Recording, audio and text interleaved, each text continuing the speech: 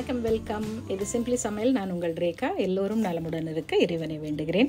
இன்றைக்கி நம்ம பார்க்க போகிறது ஒரு சூப்பரான சைட் டிஷ் தான். இட்லி, தோசை, சாதம் இது எல்லாத்துக்குமே சூப்பராக இருக்கும். கத்திரிக்காய் எனக்கு பிடிக்காது அப்படின்னு சொல்கிறவங்க கூட இந்த அருமையான கத்திரிக்காய் தக்காளி கடையல் ரொம்ப டேஸ்ட்டாக இருக்கும். நீங்கள் காலையில் செஞ்சு வச்சுக்கிட்டிங்கன்னா காலையில் இட்லி தோசைக்கு சாப்பிட்லாம், மதியானம் ரைஸில் போட்டும் பிசைஞ்சு சாப்பிட்லாம், நைட்டு சப்பாத்திக்கு கூட சூப்பராக இருக்குங்க. இது ட்ரை பண்ணி பாருங்கள். நல்லா செஞ்சுட்டு ஒரு 4-5 நாள் கூட நீங்கள் ஸ்டோர் பண்ணி வச்சுக்கலாம். நம்ம சேனலை புதுசாக பார்க்குறவங்க சேனல் பிடிச்சிருந்ததுன்னா மறக்காமல் சப்ஸ்கிரைப் பண்ணிக்கோங்க. பெல் ஐக்கான் கிளிக் பண்ணிவிடுங்க. ஆல் பட்டனும் ப்ரெஸ் பண்ண மறந்துடாதீங்க. வாங்க கிச்சன் போகலாம். ஸோ தேவையான பொருட்கள் இவ்வளோ தான். ஒரு 1/4 கிலோ கத்திரிக்காய் எடுத்துக்கோங்க. ஒரு 4 மீடியம் சைஸ்னால் ஒரு 4-5 கத்திரிக்காய் போதும். அதுக்கு ஈக்குவலாக அதே அளவுக்கு தக்காளி வேணும் உங்களுக்கு. அப்புறம் ஒரு பெரிய வெங்காயமோ இல்லை சின்ன வெங்காயமோ, சின்ன வெங்காயம் போட்டால் இன்னும் சிறப்பு. பெரிய வெங்காயம்னா ஒரு மீடியம் சைஸ் 2 வெங்காயம், ஒரு 7-8 பல் பூண்டு, 2 பச்சை மிளகா, கொஞ்சம் கொத்தமல்லி, கொஞ்சம் கருவேப்பிலை, இதுதான் எடுத்து வச்சுருக்கேன். ஈஸி, செய்கிறது ஒரு 10 நிமிஷம் தான் உங்களுக்கு வேலை. ஆனால் டேஸ்ட் ரொம்ப ரொம்ப நல்லாயிருக்கும். நீங்கள் 2-3 நாள் கூட ஸ்டோர் பண்ணிக்கிறதுனாலும் பண்ணிக்கலாம். நல்லா அந்த அளவுக்கு, ஏன்னா அது நல்லெண்ணெயிலே நம்ம வதக்குவோம் இல்லையா, அதனால் அது சாப்பிட்றதுக்கு ரொம்ப நல்லாயிருக்கும். இன்னொன்று, கத்திரிக்காயில் செஞ்சதுனே தெரியாது. அதனால் கத்திரிக்காய் பசங்க சாப்பிட மாட்டேன். நிறைய பேருக்கு என்னவோ தெரில, அது கத்திரிக்காயோட கர்ஸாக என்னன்னு தெரியல. நிறைய பேருக்கு இந்த கத்திரிக்காய் பிடிக்காதுன்னுவாங்க, ஆனால் பிடிக்கிறவங்களுக்கு ரொம்ப பிடிக்கும்னு சொல்லுவாங்க. ஸோ அவ்வளோதாங்க. இப்போ 2 டேபிள் ஸ்பூன் நல்லெண்ணெய் ஊற்றிக்கலாம். ஃபஸ்ட்டு வெங்காயம், சின்ன வெங்காயம் கிடச்சிதுன்னா சின்ன வெங்காயம் போடுங்க, இல்லைன்னா 2 பெரிய வெங்காயம் கட் பண்ணி சேர்த்துக்கலாம். அந்த பூண்டு பல்லும் சேர்த்து வதக்கலாம். ஸோ கொஞ்சம் நல்லெண்ணெயில் அப்படியே வதக்கி விட்டுட்டு, கூடவே கொஞ்சம் கருவேப்பிலை, 2 பச்சை மிளகா, அதையும் சேர்த்து வதக்கிக்குங்க. கத்திரிக்காயை கட் பண்ணி வச்சுக்கலாம்.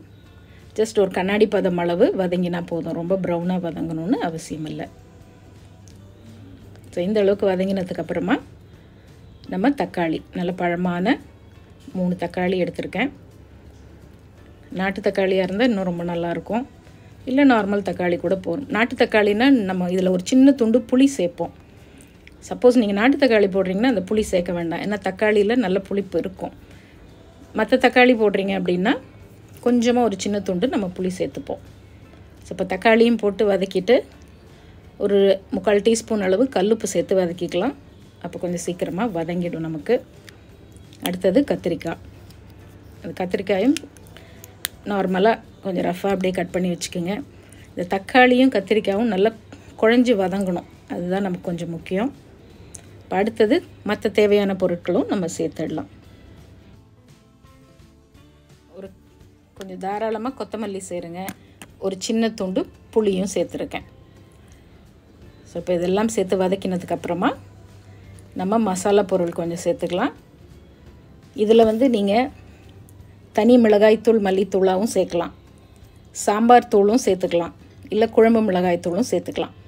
நம்மளுடைய செந்தூர் மசாலாலேருந்து இன்றைக்கி நான் சில்லி பவுடர், கொரியாண்டர் பவுடர் 2 சேர்க்க போகிறேன்.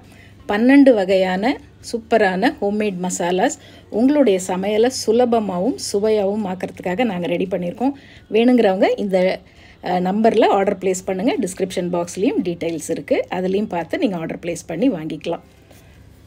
இப்போது 1 டீஸ்பூன் செந்தூர் தனி மிளகாய்த்தூள், கூடவே 1 டீஸ்பூன் செந்தூர் மல்லித்தூள் சேர்க்குறேன். இப்போ இதையும் சேர்த்து இந்த தூள் சேர்த்ததுக்கப்புறம் ஃப்ளேமை மீடியமாக வச்சுட்டு நல்லா வதக்கி விடுங்க.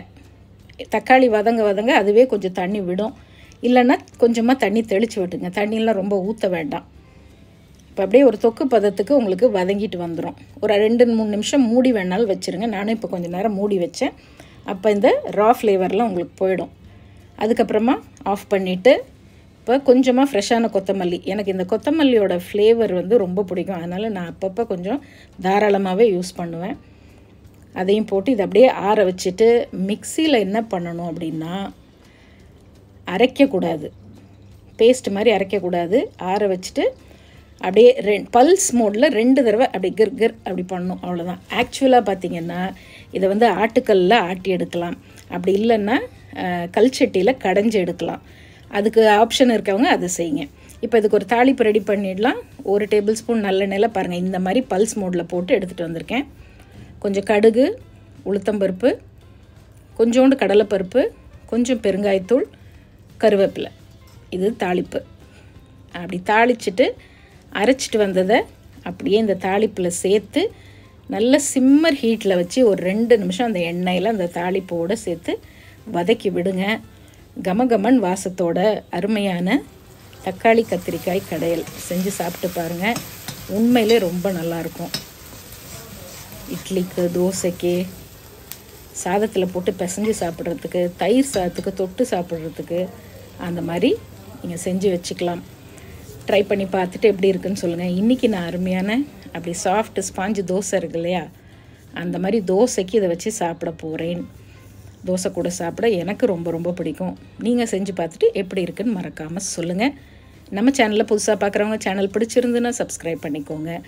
ஃபேஸ்புக்லேயும் இன்ஸ்டாகிராம் பேஜ்லேயும் ஃபாலோ பண்ண மறந்துடாதீங்க. இது சிம்பிளி சமையல். நான் உங்கள் ரேகா. தேங்க்ஸ் ஃபார் வாட்சிங். Take care. பபாய்.